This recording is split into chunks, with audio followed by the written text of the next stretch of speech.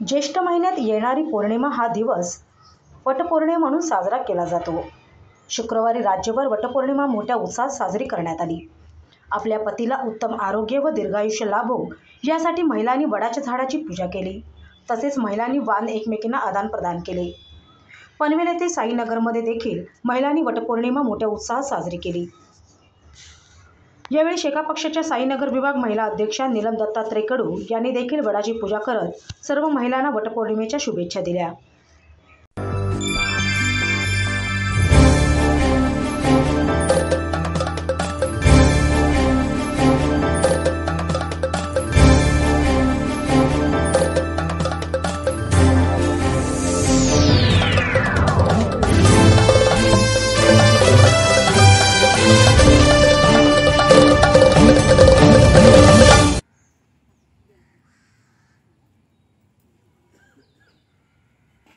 वटपौर्णिमेचा सण आहे। वटपौर्णिमेचा सण म्हणजे बायकांचं सौभाग्याचं लेणं आहे हे, आणि आपल्या पतीला दीर्घायुष्य लाभावं म्हणून हे व्रत केलं जातं।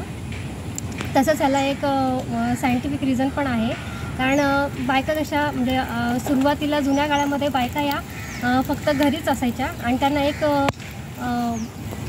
मोकळीक म्हणून ते त्यांना एक वटपौर्णिमेचा सण म्हणून सर्व बायका लेडीज एकत्र यायच्या आणि सण साजरा करायच्या।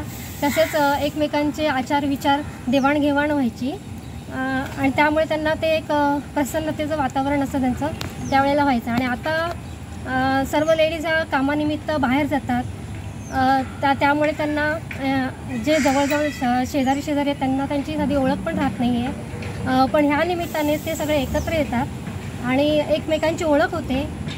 तसंच सायंटिफिक रिझन म्हणजे ऑक्सिजन, वडाचं झाड हे सर्वात ऑक्सिजन देणारं झाड आहे आणि त्यामुळे ते जास्त वडाचं झाड हे म्हणजे सर्वच वृक्षारोपण हे जास्तीत जास्त केलं पाहिजे।